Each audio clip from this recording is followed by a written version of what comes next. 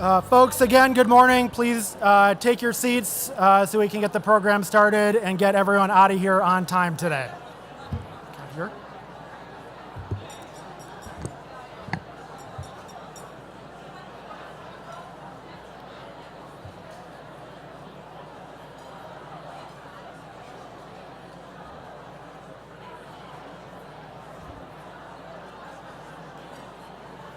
What's that?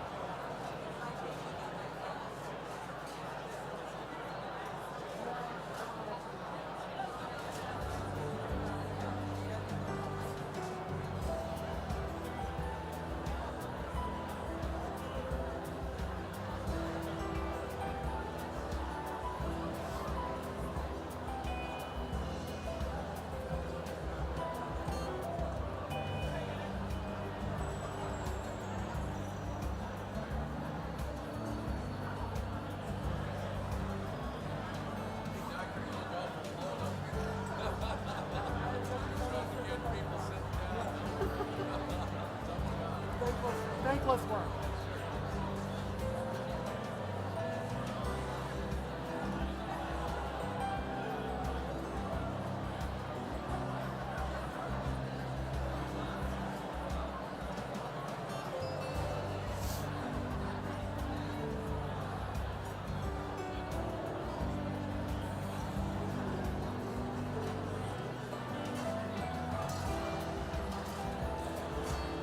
Good morning.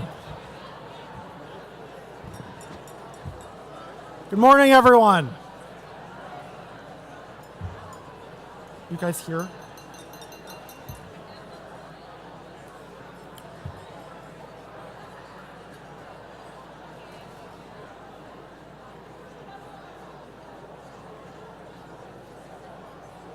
All right, thank you all so much for being here with us this morning. We are going to start our program.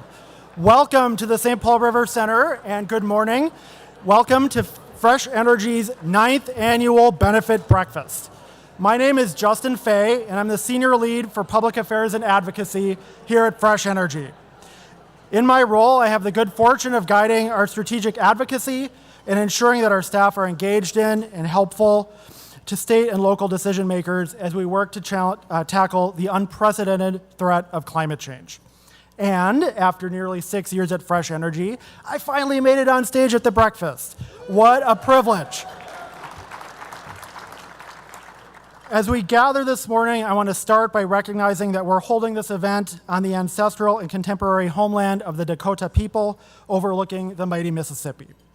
We also want to acknowledge that in this time of extreme weather, armed conflict, and global turmoil, many people are struggling in profound ways.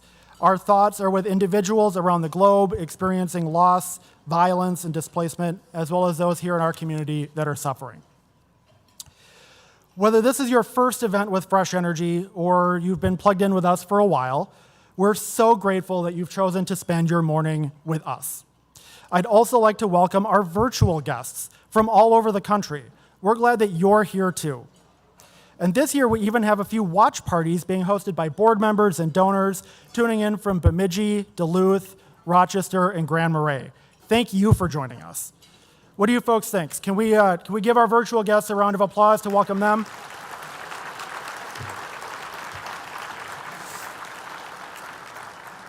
We're here today because we all care deeply about an equitable, clean energy future where everyone can thrive. And also because we want to find and create hope together, which is so critical at this crucial moment. Through our work, we're striving to prevent the worst impacts of climate change by fully decarbonizing our economy by mid-century. And it's more important than ever, as we've seen over the past week with the horrific aftermath of Hurricane Helene, and tragically in real time with events in Florida and Hurricane Milton, making the stakes of this work abundantly clear. We really are in the decisive decade. The actions we take now, between now and 2030, really will determine our future.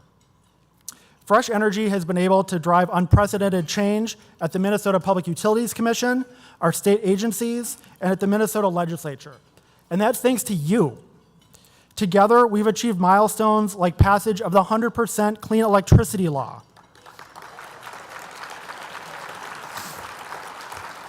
That's right. Accelerating Minnesota's commercial and residential building codes. Yeah. You're my people. I love a room that applauds for building codes. Can we get a round of applause for new funding for geothermal systems? Yeah. How about our biggest applause of the light of the morning? It's not night. It's morning. Biggest applause of the morning for our long overdue update to permitting for clean energy projects. Yay. Fresh Energy's work in support of these shared accomplishments has been done entirely under the auspices of a fully nonpartisan organization. Of course, we have an election coming up, and Fresh Energy encourages everyone to make their voice heard by voting and participating actively in our democratic process. And early voting is now open wherever you live in Minnesota. Can I get a show of hands? Who in the room has already voted? Awesome. How about applause for early voting? If you're here today, you probably are a voter, but maybe you know people in your life that could use a reminder. In fact, I promise you know people in your life that would benefit from a reminder. So please make sure that your friends and family have a plan to vote by November 5th. We really have an exciting program for you this morning. I hope when you leave today and head to work or back home that you feel inspired and energized by what's possible, like you have partners in hope and action as we look ahead to Minnesota's clean energy future. If you're curious about what's in store on our agenda this morning, check out page 2 of your program.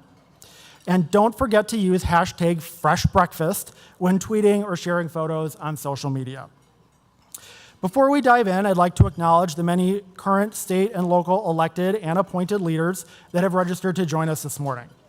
Thank you for being here with us. We appreciate your service and your public support for Minnesota's clean energy future. Thank you also to Fresh Energy's board members, who give so much of their time and expertise to support Fresh Energy's work, and for the past year, in addition to their normal duties, have been committed to helping guide the formation of Vision 2030, Fresh Energy's strategic framework. We'll be talking more about that later on in the program. I'd also like to recognize Ted Kontag, our benefit breakfast event chair and board member, who has been instrumental in making this breakfast a success. His leadership and dedication to giving back and helping the community to be generous and make a deeper impact is inspiring. Thank you, Ted.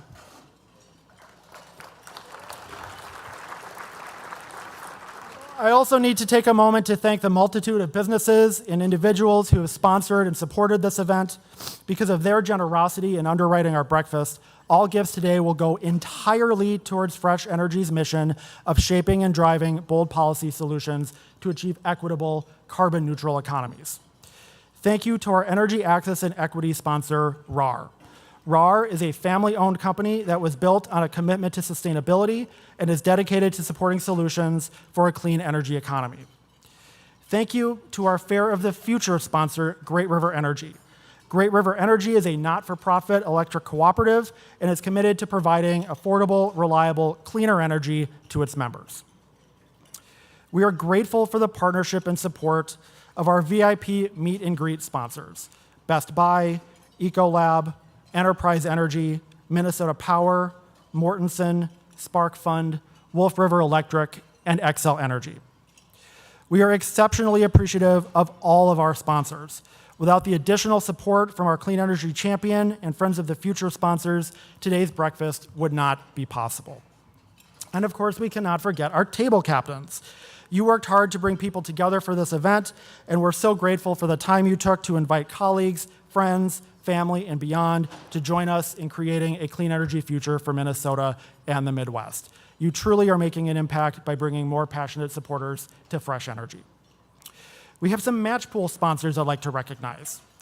Because of their generosity, every gift today of $250 or more will be matched, dollar for dollar, up to $156,000. That's right. Here's a chance to double your impact, so I challenge the room to max out this match. And finally, we want to take a moment to thank our title sponsor, Parable Wealth Partners. While Parable's expertise is rooted in helping individuals and families navigate complex decisions like how to generate income in retirement or what to do when you receive restricted stock units, stock options, or other forms of equity compensation, they offer a fresh take on wealth management. Parable helps clients grow their true wealth, wealth that goes beyond dollars and cents. Discover more by watching this. Defined by finances alone is limiting. At Parable, we're expanding the story of wealth. Because true wealth is made of more than just dollars and cents. It's in the passions we nurture and grow, and the joy of sharing those gifts with the world. Let's discover a different story together, a story about wealth and all its expressions. Discover more at parablewealth.com.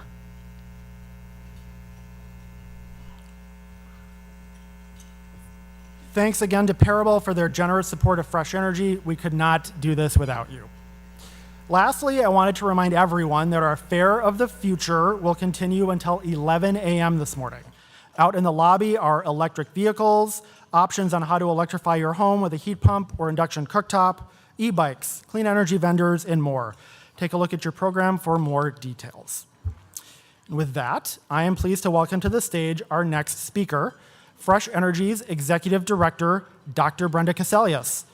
Welcome, Brenda.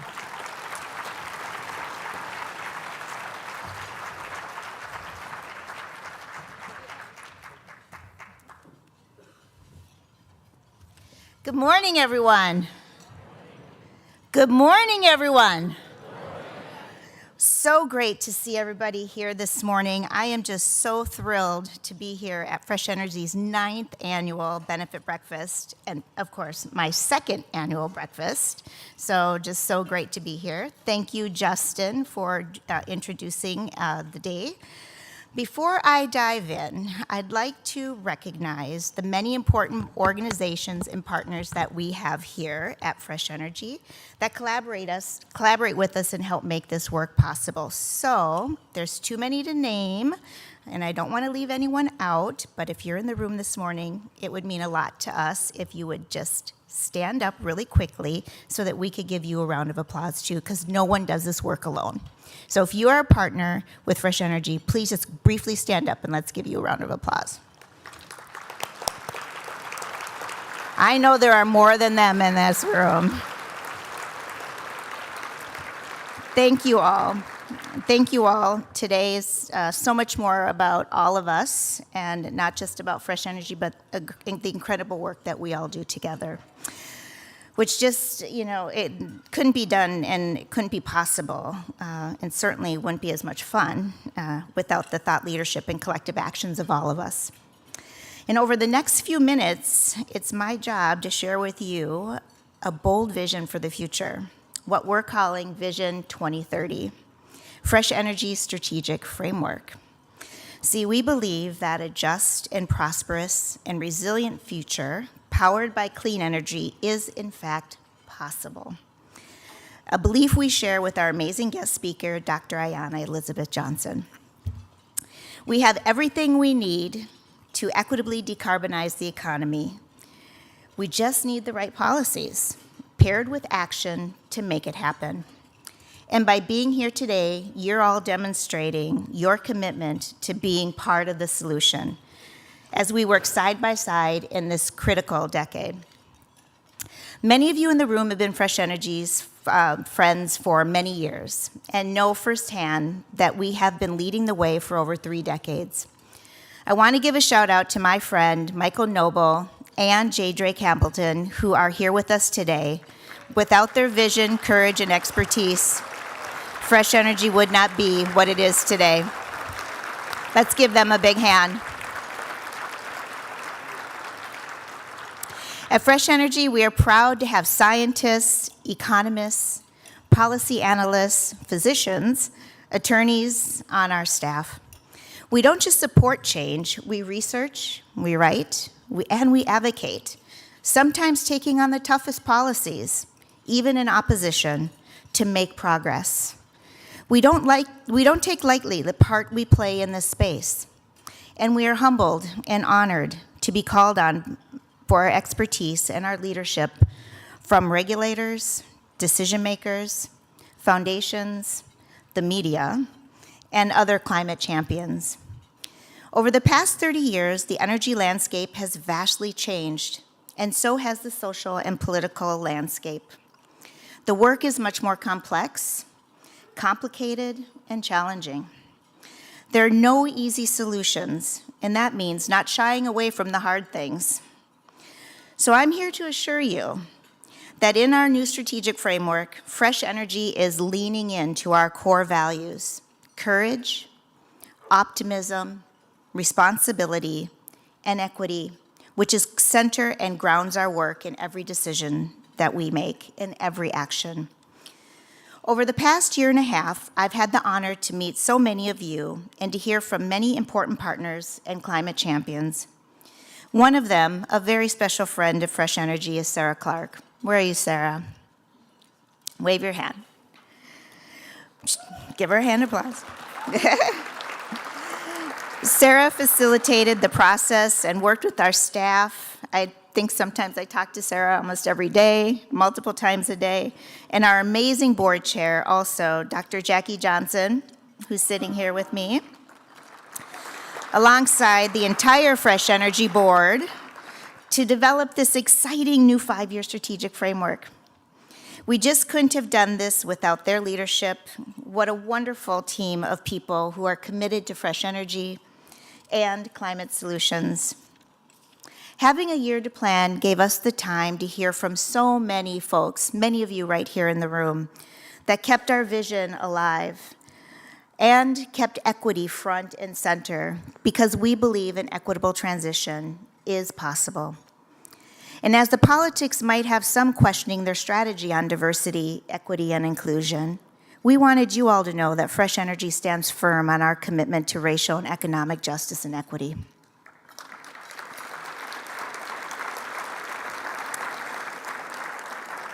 We have worked hard as a team to ensure it is beautifully woven throughout our strategic framework and embedded in Fresh Energy's DNA. Our past commitments stay strong in this new framework, and Fresh Energy's formula for success will continue to focus on policy and regulatory action in renewable energy, buildings, and transportation.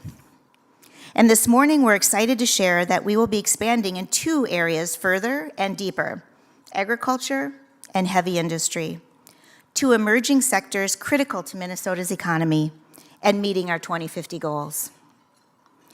I sure hope I've captured your curiosity to learn more about Fresh Energy and the exciting pathway forward, and that you're excited as we are. Our Vision 2030 will be presented to the full board of directors next week for final approval, but they agreed we could share a sneak peek with you this morning, because nothing's better than sharing something with your friends that you're proud of. So now let's take a closer look and watch a short video that matches our commitment and our ambition for clean energy future in Minnesota and the exciting ways we look forward to working with all of you to achieve this vision together. When it comes to fighting the climate crisis, the changes we make by 2030, both in our policies and our actions, will have monumental impact. For more than 3 decades, Fresh Energy has been leading the way on energy and climate solutions. We know that our state can be a clean energy leader. What we do here in Minnesota has the power to move the Midwest, the country, and the world toward a clean energy future. But what does Minnesota's path to a carbon-free future look like? The answer is our Vision 2030, Fresh Energy Strategic Framework, which solidifies our climate ambition and dedication to equity while also creating a roadmap for driving down emissions within 5 crucial areas: electricity, buildings, transportation, heavy industry, and agriculture. Building upon our current work within these areas will help prevent the worst impacts of climate change. Our work on the electricity sector is focused on moving closer to a future where our homes and our businesses, manufacturing, and beyond are powered by 100% carbon-free electricity. Fresh Energy is driving down emissions from electricity by expanding wind, solar, and storage, building the grid of the future, and advocating for affordable, reliable, and modern rate designs that ensure no one is left behind. Heating and cooling our buildings efficiently and effectively comes with challenges, but electrifying where we live, work, and play is critical. We're decarbonizing the building sector by creating policies that move us beyond natural gas and help electrifying our heating and cooling with tools like heat pumps. Fresh Energy is cutting emissions from our buildings by making it easy to electrify, ensuring energy burden inequities are addressed, improving health and safety, and spurring market transformation with the creation of new family-supporting jobs. The way we transport people and things is an important piece of the puzzle. We're working to reduce emissions from the transportation sector through bold policies that create more clean and affordable choices.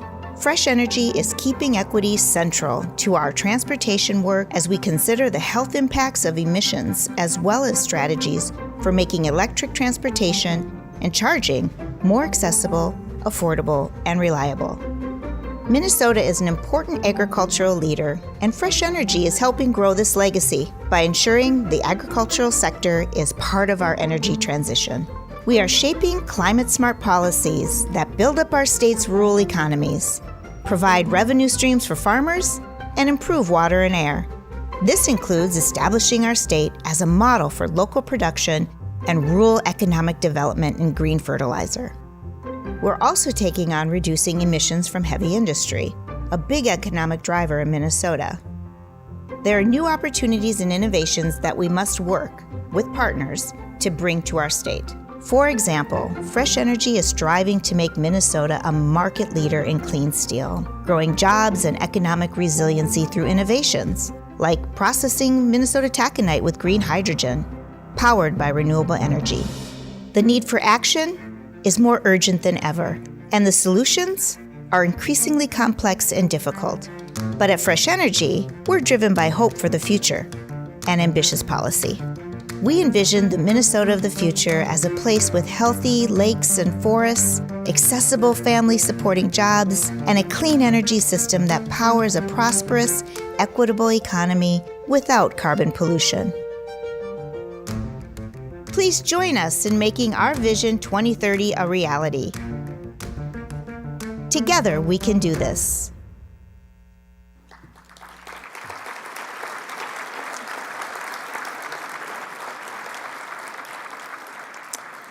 Well, we hope you learned more about Fresh Energy and the exciting focus for the next 5 years and feel inspired as we do about our clean energy future. We'll be sure to share more details with you and our many partners in the coming months. One partner in this work is St. Paul Mayor Melvin Carter. I'm pretty proud of this guy. I've had the honor and privilege of knowing him for almost his whole life. And I can tell you, there's nothing better for a teacher than watching a young student grow into being such a good human, civic leader, community builder, and incredible father. Having known and worked with Melvin for years, I can attest firsthand that his character, his work ethic, and collaborative spirit was formed at a very young age, and it continues today. As many of you know, the city of St. Paul is setting the pace for other cities to follow, showing what it means to be a climate action and sustainability leader. This is thanks in large part to Mayor Carter's courageous leadership, clear vision, and determined action. And if you can't tell, I'm a pretty big fan. Please join me in giving Mayor Carter a warm welcome to the stage.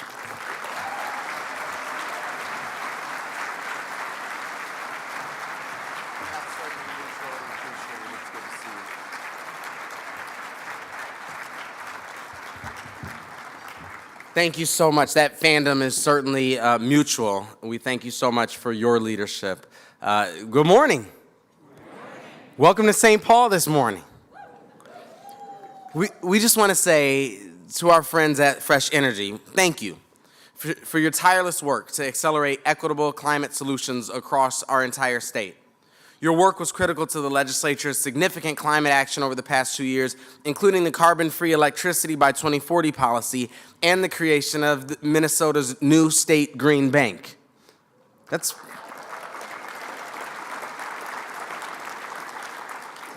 Fresh Energy serves a unique role in being able to work together with advocates, unions, utilities, and both sides of the aisle to advance the clean energy transition. My team is definitely excited to hear Dr. Johnson this morning. She has an amazing way of being both realistic and optimistic about what we can do together to get the climate crisis right. If we're being honest, if you're like me, sometimes I look at the news, I look at CNN, I look at the internet, and we see different iterations of sort of the same story over and over again. That story tells us that this bleak climate picture that scientists painted for us kind of in the 90s was almost right. But the impacts are happening worse and faster than they expected. And then next week, we see kind of a similar story. And sometimes for those of us who are committed to our climate work, it can be discouraging. It can feel isolating. And that's where a partnership like this is important. That's where a breakfast like this is important. That's where an organization like Fresh Energy is important, to help us remember that, one, we're not isolated. We're surrounded by community who are passionate about this same work alongside us. And that, two, we do have what it takes to stand up to this crisis. We do have what it takes to meet this moment. Every now and then I get going about climate crisis, and people look and say, well, you're not a coastal mayor. What is a inland St. Paul, Minnesota mayor doing talking about climate crisis? Sometimes we don't recognize the extent to which the experiences that we have right here in St. Paul, right here in Minnesota, are reflecting our changing climate every single day. My first year as mayor, on the last Saturday of April of 2018, we experienced a rock slide that dropped 40,000 pounds of limestone onto one of our busiest streets just across the river. I'll always remember that was the last Saturday in April, because had it been the first Saturday in May, it could have fallen on our annual Cinco de Mayo parade, and it would have been an event of global significance. We've seen the impact that our changing freeze-thaw cycles have on the quality of our streets in our communities. We've seen the flooding of the river. We've seen wetter and drier climates. And, as someone who was born and raised in St. Paul, I learned a brand new phrase just in the last couple of years: air quality alerts. That wasn't a thing. If you've been in Minnesota for any time, you've seen our winters. Well, if you've been in Minnesota for 2 years, you've seen two fundamentally different takes on what a winter is in Minnesota. And so we're seeing those impacts. We're not seeing them necessarily as deadly as some of our colleagues across the country are, but we're seeing the costs of them. We're seeing the way they impact our lives. We're seeing the way they impact our economies. We're seeing them all over the place. That's why St. Paul is committed to all of the things that we're doing. We're committed to our EV spot network, the nation's first electric vehicle car share powered by entirely renewable energy. I'm always excited to tell our residents that if they're trying to figure out how to get to work or school, that they own over 100 electric vehicles in this community. Thank you. We're committed to our work to build the state's first networked district heating and cooling system at the Heights, a neighborhood on the east side.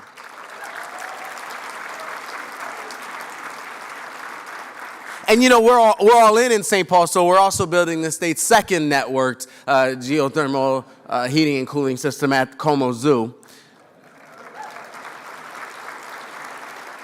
We spent last week at Habitat for Humanity, or at the Heights with Habitat for Humanity, doing this Habitat for Humanity build.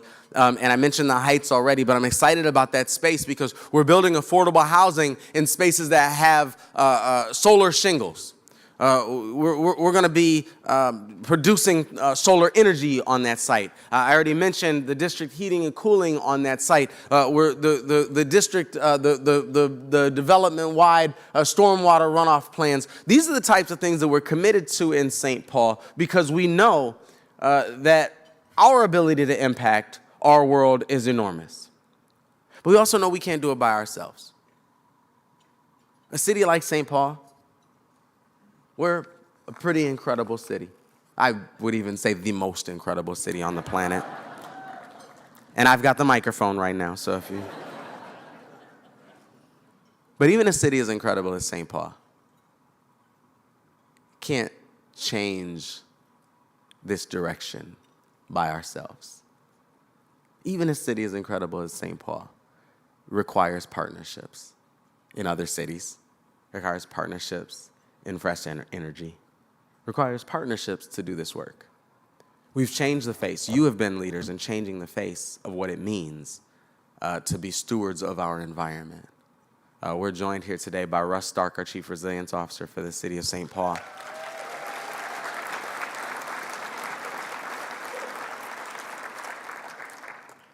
And Russ has been sort of the green voice of conscience for our city for 2 decades now.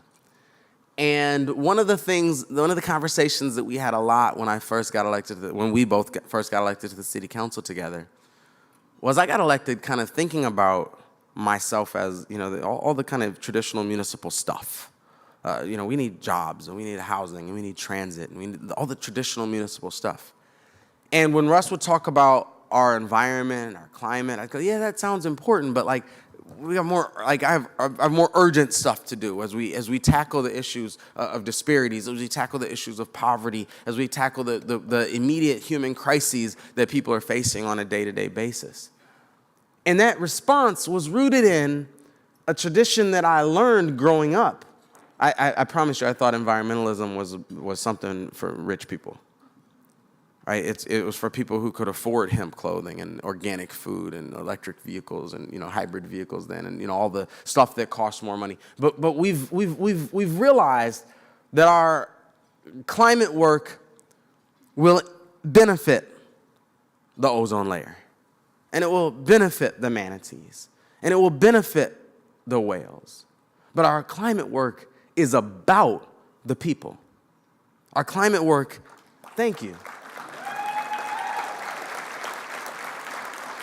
Our climate work, if done right, hits home first for those low-income neighbors. Hits home first to address disparities in our communities of color. Hits home first to create opportunity. Hits home first to address the asthma rates among young black and brown children in our communities. Hits home first to ensure that we can all live the privilege, what ought to be a right, of a sustainable life together. Thank you for being a part of that work. I'm excited to have you a teammate.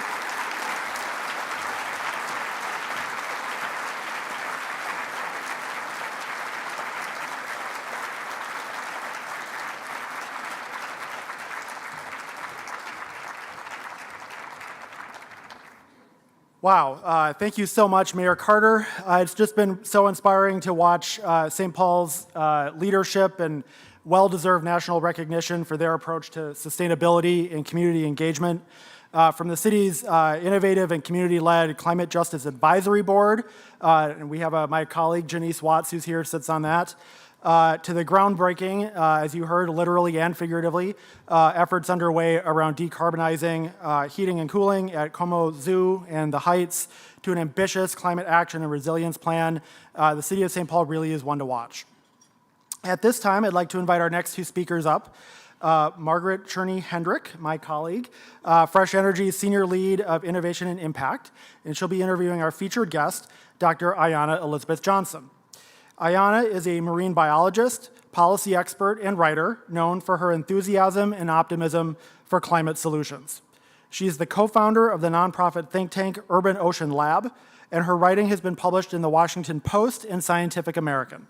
She's also the author of What If We Get It Right? Visions of Climate Futures, which swiftly became a New York Times bestseller and features thought-provoking essays and vibrant conversations at the nexus of science, policy, culture, and justice.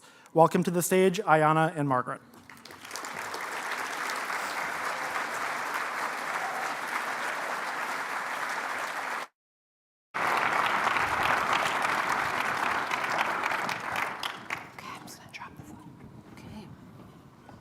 Good morning. Hi.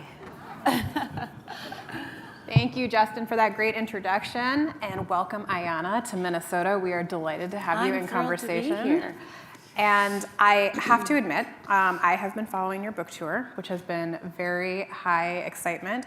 And you've been sharing the stage with some pretty impressive folks lately. So Stacey Abrams at Climate Week, Jason Sudeikis with your Climate Variety Show, just to name two. And while it may be early in the morning still, I think I have a lot of confidence that this Minnesota crew here today is going to be able to match that energy. So what do we say? Are we excited for the conversation today?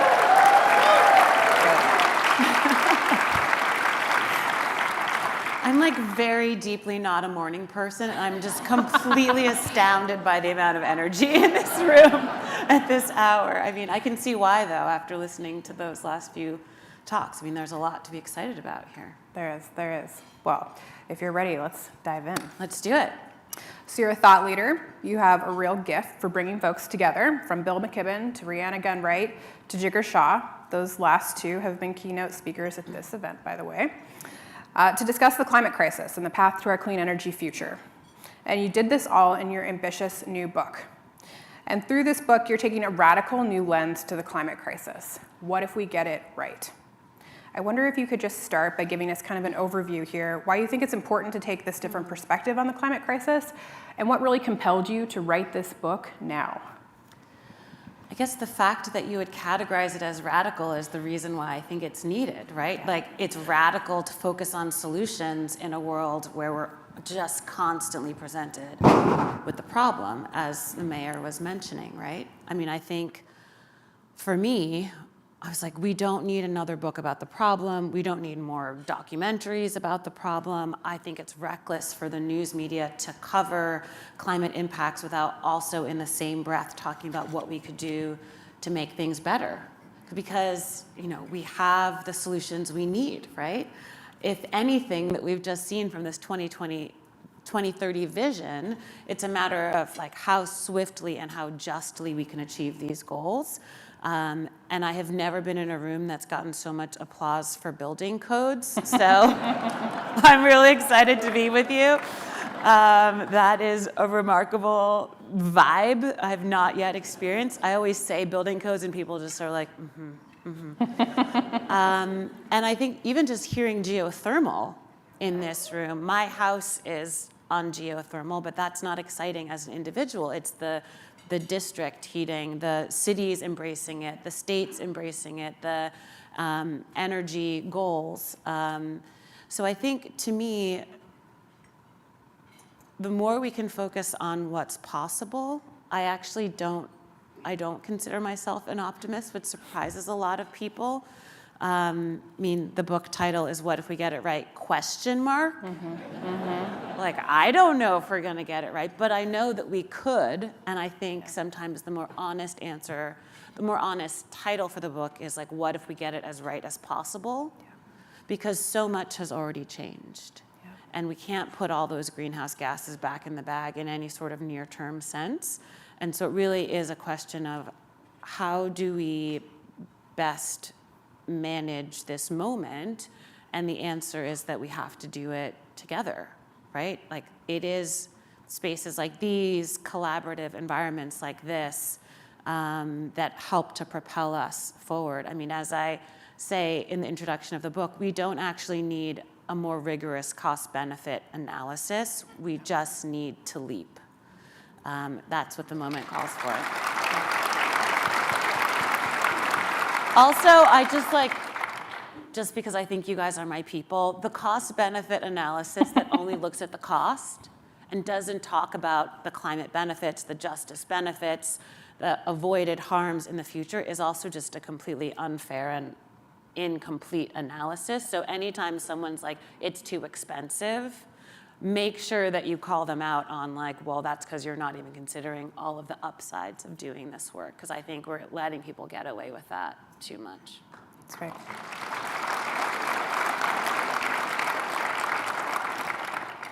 And what I appreciate about your frame is it helps us move beyond this sort of sense of paralysis and doom and gloom and motivates us towards action too, and having folks really find their place in the solutions-oriented framework of climate action. So I think we especially hear that young people today are, very disillusioned about the future, their children's future, and so it's wonderful to at least have a tool, a framework to start to change that conversation. One thing that's maybe worth mentioning for those of you who've seen the book, each section opens with this double spread of blue pages. This is actually, I just happened to open to the changing the rules section.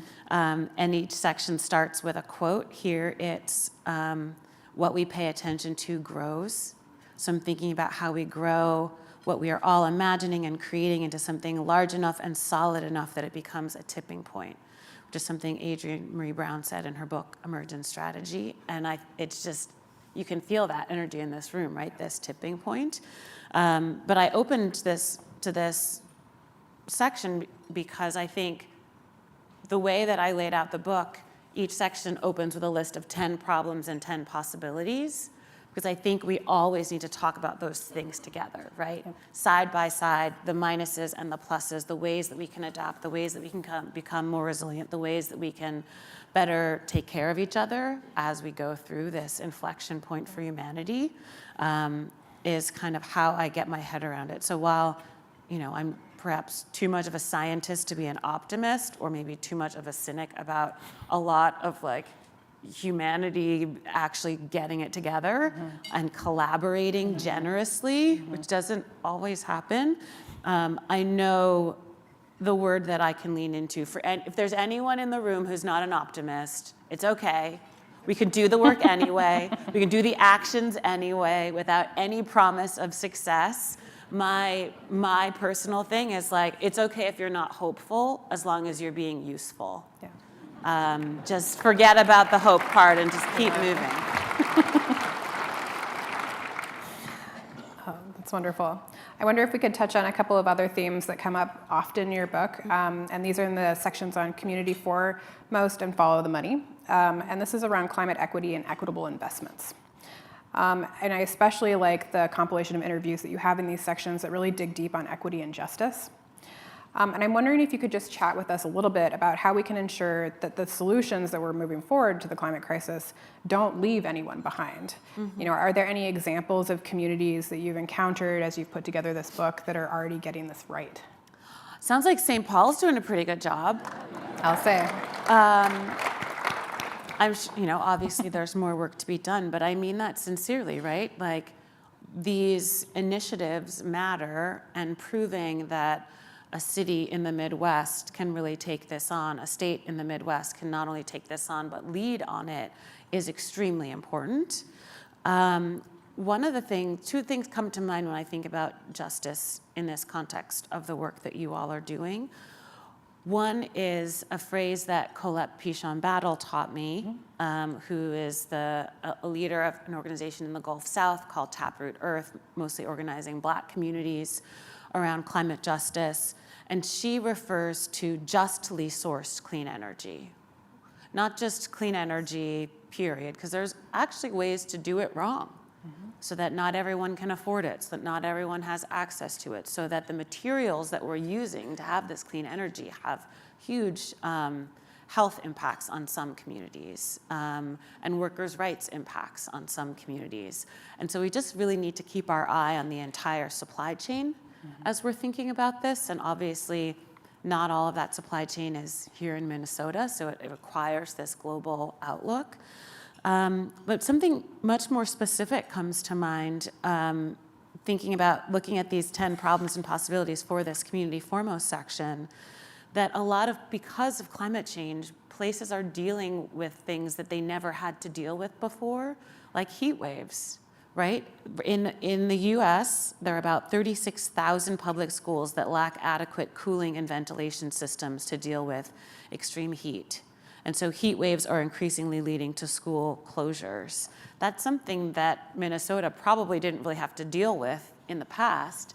And now in September and June, the weather is so different. So I think a lot about how our education system needs to adapt to the changing climate in ways that we might not have thought about like that, but also, getting it right in the clean energy sector, making sure that workers here in the state are treated well in this transition. And because things like the Inflation Reduction Act, which has many wonderful tax credits for homeowners, didn't really focus on renters, benefits for renters, it's important for states and the federal government to think about filling that gap, especially for people who aren't eligible for tax credits because they don't have a tax burden, because they don't make enough money. So making sure that we're thinking about things like that. Like, I'm thrilled that I installed solar panels this year and will get a tax credit for that. But if you don't own your home and can't afford that initial output of the down payment, then that doesn't help you at all. So making sure that we keep an eye on that as well is certainly important. Great. No, I appreciate that. And with Fresh Energy, we're also taking an eye to sort of understanding what we haven't done right historically with energy transitions. And that has been a lot of top-down policy that hasn't involved community voices, hasn't involved impacted communities. And so really making an effort to try to make sure that we're, from a process perspective, inviting folks to be at the table to craft those policies that are going to impact them most. So what you're saying really resonates. It's exciting to also hear about the expansion to agriculture and heavy industries in the strategy, right? Yes. I mean, this is news to you, a lot of you too, which I think is so important, especially looking to the Midwest as a leader potentially on shifting in agricultural practices. A lot of what we hear when we talk about climate and agriculture is regenerative practices, which I'm very excited about, but which are not necessarily going to get us the carbon reductions that we're hoping for. And so thinking about how to decarbonize that sector, I mean, the tractors use a lot of oil and gas, right? The transportation of it all. There's so much fossil fuel use in that industry that people are just thinking about the soil and not also that other part. So I'm just really excited that you all are tackling that. And heavy industry is considered potentially the hardest sector to decarbonize. So kudos to you all for not shying away from the really tricky parts of this as well.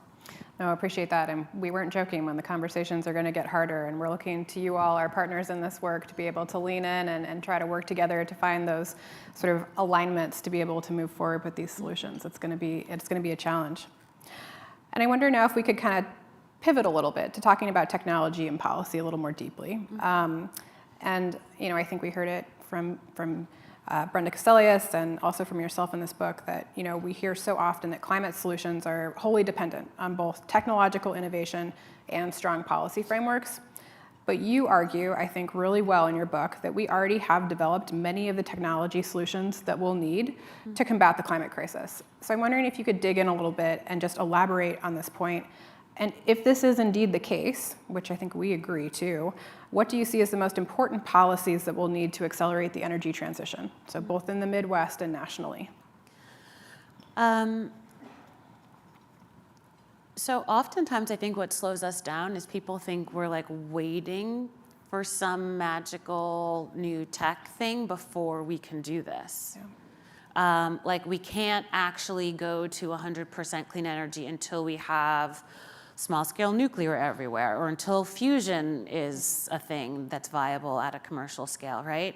And I think so many people just don't understand that we have the solutions we need, right? From building codes to geothermal to just the variety of clean energies that are now available to us, to thinking about transportation options changing, to thinking about energy efficiency, which doesn't often get a lot of excitement, but if we can be more efficient, that means we have to build a lot less renewable. To thinking about just how we protect and restore ecosystems, that nature is something like a third plus of the solution we need. That very often gets left out of the conversation. And as an ecologist, I'm always like, also nature, also the ocean. And I think that's where I see the opportunity, is looking at the full spectrum of solutions we already have and exciting people about moving those forward And the types of policies that takes there's a wide range. And often it's not even new policies, it's just implementation. Like, what if we reached Minnesota's clean energy goal early? Like, what if we were like, 2040 is so far away, let's do it by 2035, let's do it by 2030, right? I think it really is a question of how quickly and how justly, as opposed to whether we can. Yeah, absolutely. And I think you cite a really staggering statistic in your book where 75% of the infrastructure that we'll need to do the clean energy transition right hasn't been built yet. It's even more stark, actually. 75% of the infrastructure that will exist in 2050 has yet to be built. Yeah. And that either could be part of the clean energy transition and transportation and buildings transition, or not. Yeah. And so everything we build is an opportunity to create the future that we want to live in. And that statistic totally knocked my socks off. It made me really think about how much possibility there is. And part of that, I think, is as the daughter of an architect, I was literally raised to see the world as something that we're building and deciding about. And those decisions can also be ugly or beautiful. So one of the questions, the what if questions I pose in the book, which is really a question to myself, is what if climate solutions are beautiful? What if climate adaptation is beautiful? Like, that is a choice we could also embrace. And I think that's really exciting and maybe a way to lure more and more people into this work. If we think about the design piece of it as opposed to merely the functionality, because it doesn't cost more necessarily to build something elegant. Yeah. It just takes some thought.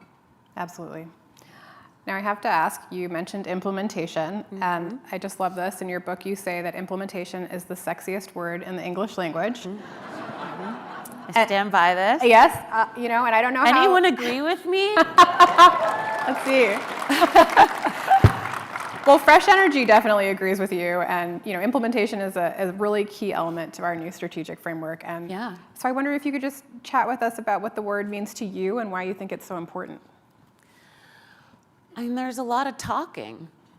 There's a lot of talkers. There's not a lot of enough doers. Yeah. And so what I think about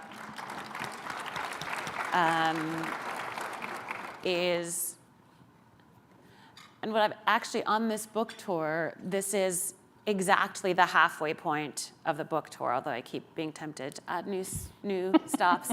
I just met someone from the Field Museum in Chicago and was like, maybe Chicago needs to be part of this. So I've come to see my role as welcomer. Yeah. That is the first word in the introduction of my book, is welcome. This is a book about possibility and transformation, because I feel like the implementation question is really a question of how can we build the biggest, strongest team where everyone is using their skills, their resources, their networks, their superpowers to make this change. And so anything that we can all do to be more inclusive, that word is used often now in the sense of racial and economic equity, which I fully embrace. But when I say inclusive, I just mean literally we need everyone. Yeah. And so the more people from your community, from your workplace, from your places of worship, from your sports fandoms, from all of that you can bring into, we're in a sports building, which people would say, Ayana, you said sports building. That means you clearly are out of touch. Which is true. I'm completely out of touch with many, many things in popular culture. But I think that's the challenge to us is, being as welcoming as we can so that the implementation can accelerate. Great. Well, I think we have time for one more question, and I really want to sort of move the conversation into the sphere of, helping people to situate themselves within, climate action. How can we get involved? Your book presents, as you already mentioned, a joyfully pragmatic view of the future by saying, what if we act as if we love the future? That's my favorite question. what if we act as if we love the future? What would we do differently if we had that mindset, which is such a simple question. But the number one, I'm sorry to interrupt your question, but there's this like statistic that I found so shocking and wonderful, that this polling result, when advocating for climate action, it is love for protecting future generations that's the biggest motivator.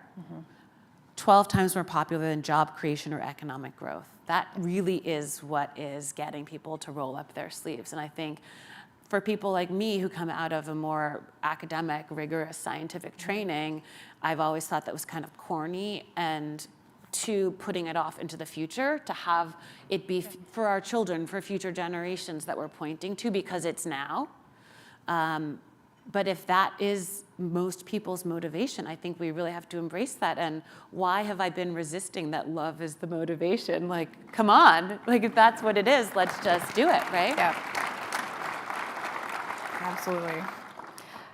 A couple other statistics that you cite: 62% of US adults feel they have a personal responsibility to reduce global warming, and yet 51% say they don't know where to start, which is a pretty stunning number.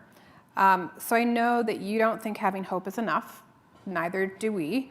So what advice would you give people who want to get involved? And I wonder if you could start by stepping through this amazing Venn diagram. I think this is like the most important figure that you have in your book. Love a Venn diagram. But just helping folks to kind of situate themselves and how to move beyond the paralysis, beyond the sort of apocalyptic view of what's coming, into a solutions-oriented framework. So yeah, three simple circles. What are you good at? Those skills, resources, and networks. I find that this is actually the circle people have the most trouble with, because we tend to be really hard on ourselves. Like, I'm not really that good at anything. So be generous with yourselves as you think about this. And the skills that are needed are not just engineering and politics, right? We need the party planners, we need the web developers, we need the administrators, we need the project managers, we need the bus drivers, the teachers, we really need everybody. We need the PTA presidents, right? Like, this really is, think about where you have influence, which spheres of influence you have, because we all have some. What work needs doing. I think everyone in this room is pretty clear on that. And I added the what brings you joy, because this is the work of our lifetimes. So finding ways to enjoy our work, not just be giddy and skipping and giggling all the time, not this like very American pursuit of happiness as if that could actually be a constant state of being. We can be humans with a full range of emotions, of course, in this work, but we have to have it be punctuated by at least feeling the sense of gratification in our work. Otherwise, even if you are good at the thing and it needs doing, and then you're miserable, and then no one wants to work with you, and then we don't build the biggest, strongest team, that won't necessarily be your highest and best use. Yes. So finding that sweet spot will be different for everyone, right? Like, I, as a marine biologist and policy nerd, Brooklyn native who loves design and finds joy in changing the rules of the game in the policy sense, starting Urban Ocean Lab, this think tank for the future of coastal cities, made sense for me, but obviously that's not what everyone should be doing. And I think it's been a weakness of the environmental movement to encourage everyone to do the same generic list of things. You know, vote, protest, donate, spread the word, lower your carbon footprint. And yes, please continue to do those things. I do all of that. But if we only focus on ourselves as individuals and not how we can change the larger systems, then that won't be enough. And so for the people who are not in this room, who you want to lure into the sexiness of implementation, help them think through that piece, because people often get caught up on just the household, individual piece of things instead of finding their role in the broader efforts. And so one thing I offered in this book at the end is to join something. So help others think about what they can join. And this opportunity to contribute to an existing effort. Oftentimes people immediately think, oh, I have to quit my job and go start a nonprofit. I'm like, absolutely not. Please change the place where you already work. Please use the leverage you already have. But the thing that came to me as I was just listening to the opening remarks today was there's this list of 8 things, but number 4 and 5 stuck out to me. So 1, keep showing up. 2, find your superpowers. 3, join something. 4 is find your people. Like, who's your climate squad? When someone asked me that a few months ago, I had this immediate reaction that my people are conjurers. They don't stop at dreaming. They make something where there was nothing, something that was needed. They make magic in the real world. And it truly gives me goosebumps to be able to say that honestly. And I think a lot of us in this room can say that, which is very special. And so this is where I get to say, support your people and love them and lean into possibility together. And the other one I'll share is number 5, be a problem solver. Not just complaining about the problem, but rolling up your sleeves. I mean, I moved to Maine 2 years ago, in part because I was like, oh, these people are practical problem solvers. If I had come to Fresh Energy 2 years ago, I might have moved to Minnesota instead. We'd love to have you. But I feel like what I wrote is this moment in history requires a relentless, tenacious focus on solutions. And then number 6, choose your battles. 7, nourish joy. And 8, love nature, which is a Rachel Carson quote. Those who contemplate the beauty of the earth find reserves of strength that will endure as long as life lasts. So I just wanted to offer that up to you all. I think that's a wonderful note to end on. Thank you so much for joining us this morning. I know I found, yes.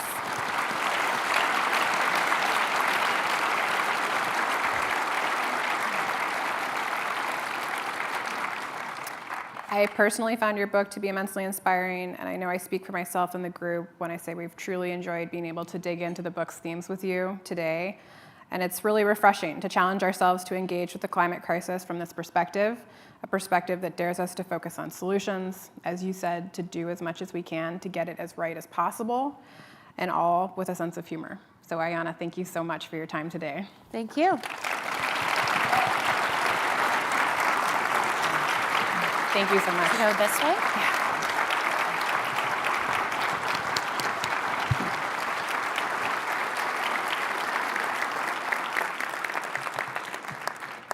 Again, I want to say one more thanks to Ayana, and I can't impress enough. If you have not picked up her new book, please do. I think this is required reading at this point. It's inspiring, it's timely, and again, we just want to thank Ayana for putting this out in the world.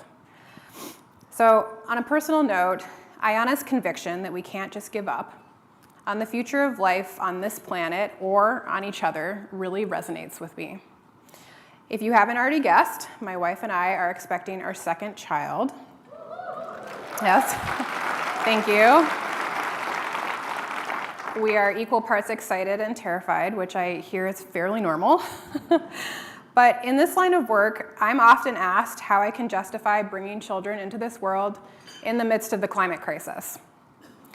Now, putting the rather jarring nature of this question aside, my response has always been that it's too early to give up, that we desperately need this and the next generation to take action and to be hopeful for the future of life on this earth. I am fighting for my daughters and the next generation to inherit a world where we are well on the way to solving the climate crisis. And I know I'm not alone, as we have more than 800 people registered to join this important conversation this morning, which is truly inspiring in and of itself. So thank you for joining us.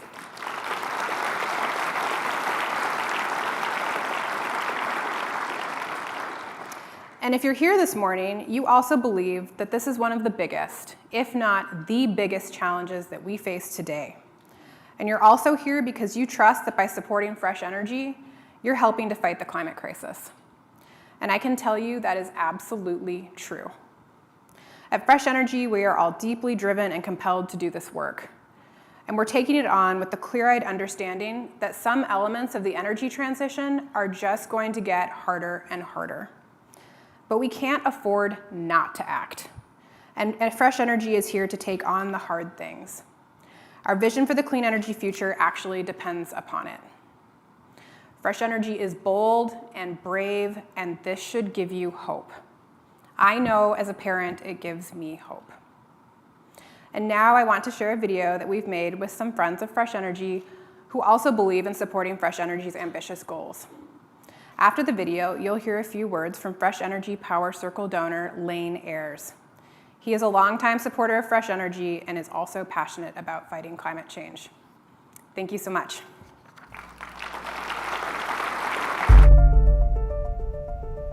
Our changing climate is important to our family. I am concerned for my children, my grandchildren, and everyone's children and grandchildren. And I think we all can get bogged down feeling that it's overwhelming with the support of community and organizations like Fresh Energy. You realize that we all can do something. The thing about Fresh Energy and why we support it is that it helps us with our individual actions, but it also helps us contribute to an organization that has the bigger capacity to actually affect policy, affect legislation, and all of these things are required and necessary, but I as an individual can't fix it. And work in a positive way towards a shared, better future. Ignite supports Fresh Energy because the policy and advocacy work that Fresh Energy does is so critical to rewriting the rules of the systems that we work within. If groups like Fresh Energy are not engaged in those processes, we risk not getting the rules right and baking in harm and long-term systemic impacts that actually don't address the climate crisis at the speed and scale that they need to be addressed. So it's critically important that groups like Fresh Energy are at the table, are bringing partners to the table, and are advancing ambitious and equitable climate solutions. That is what is going to create the enabling environment for all of the change that needs to happen at a pace that we have not seen in our history. And I really believe that it's groups who are creating that enabling environment like Fresh Energy that are going to help us create the first just transition in our history. The more we invest now, the more ability we'll have to prevent worsening effects in the future. And the more we delay those investments, the harder it's going to be for us to catch up 10, 15, 20 years down the road.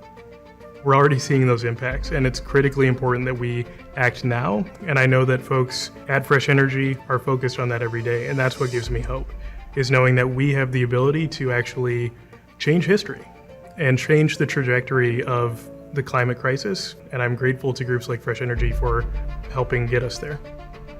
ASAP and Fresh Energy supported a policy that we know is clean lighting. And what clean lighting does is it phases out the sale of fluorescent lighting at the state level.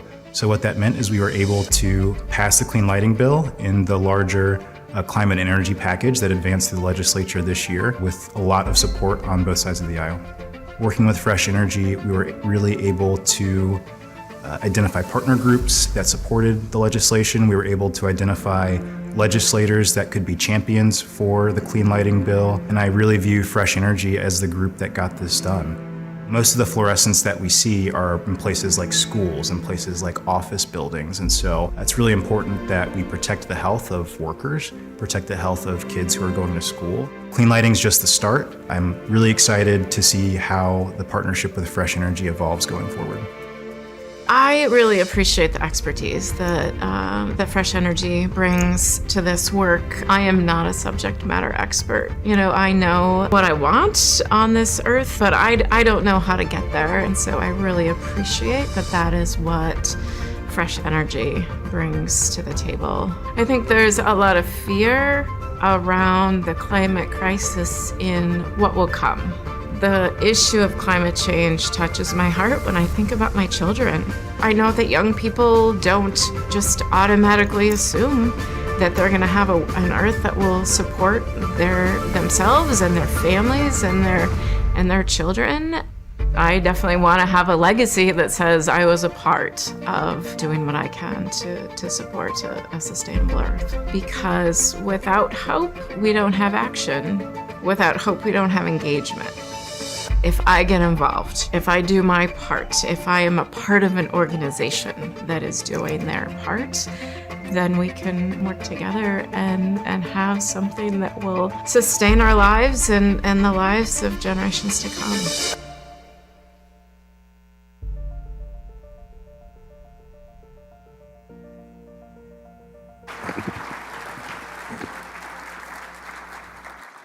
Wow, thanks for that wonderful video and for each of the incredible parts of this morning's program. So I want to thank the friends who were on the video, some of whom are here with us this morning and shared their story so nicely. Okay, you've all been standing, or I just got up here, but you've all been sitting for quite a while. So I'm wondering if you'd do something for me, if you'll humor me and stand up when I say something that applies to you. Okay, can we do that? First, please stand up if you have solar on the roof of your house or your business. Okay, stand up and stay standing. Now stand up if you have a heat pump or an induction stove. Stand up if you've ever thought when you're going to a meeting or an errand, oh, I think I'll take the bus or bike instead of driving. Next, stand up if you drive an electric vehicle.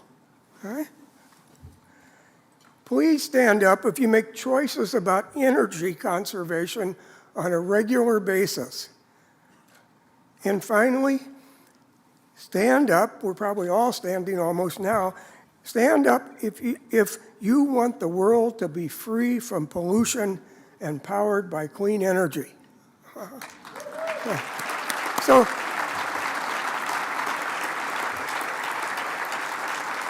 look around. Look at the people at your table and all the tables here.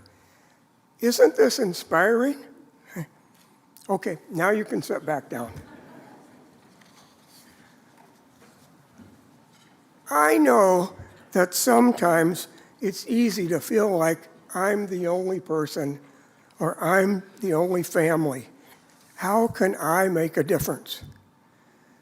But when you see the bigger picture of everyone doing their part, standing together like we just did, our collective action can move mountains.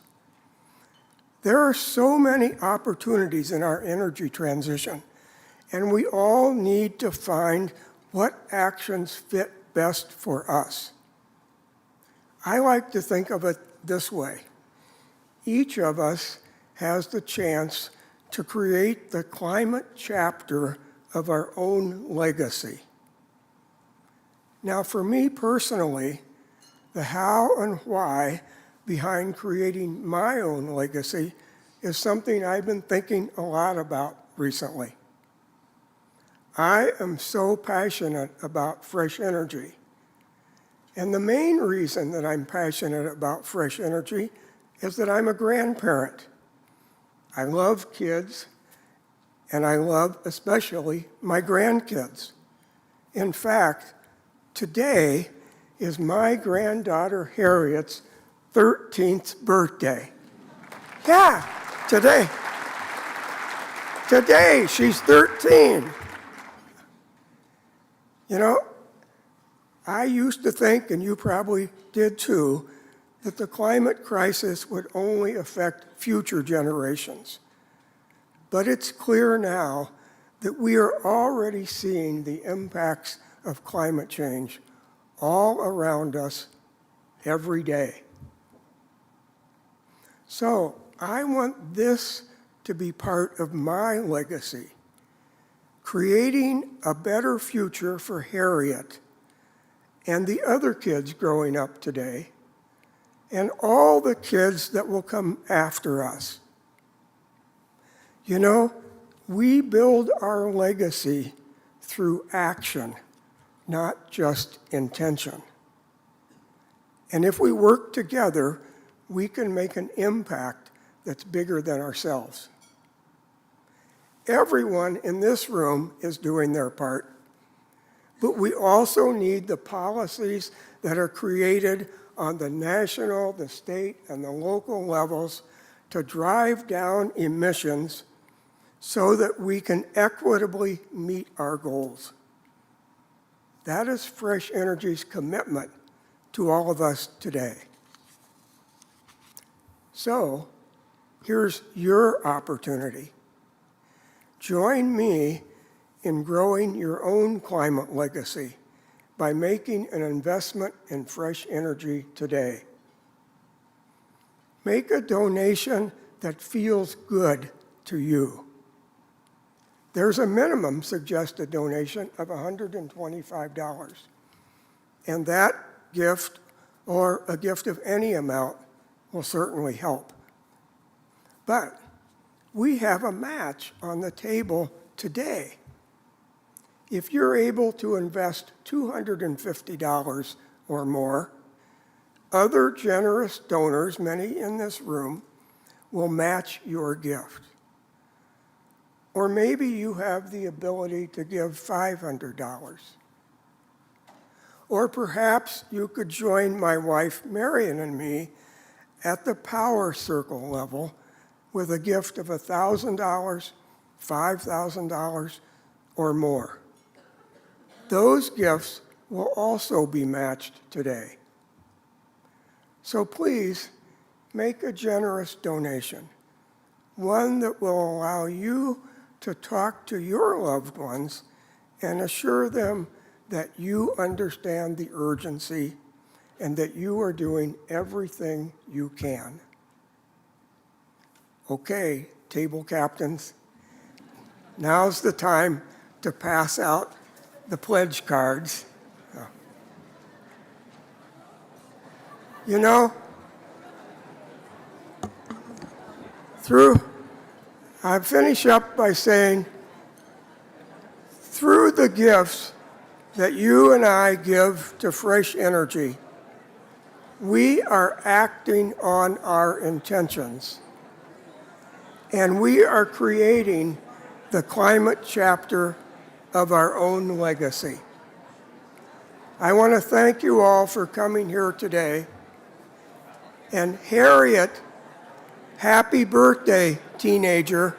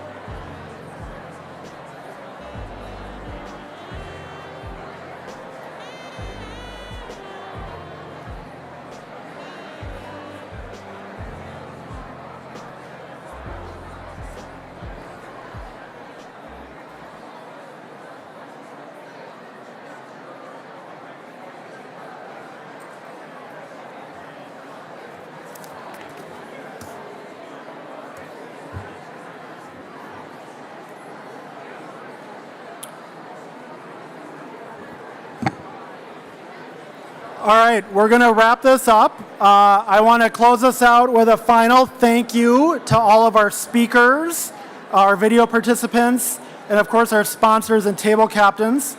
And the largest thank you to all of you here in the room and watching online. We appreciate you showing up today, being generous with your time and your treasure, and taking meaningful action for climate change. Together, we can do this. Table captains, please turn your packets in where you pick them up. And for everybody, a final reminder that Fair of the Future will run until 11 o'clock, so don't feel like you need to rush out by any means. Thank you so much, and have a wonderful day.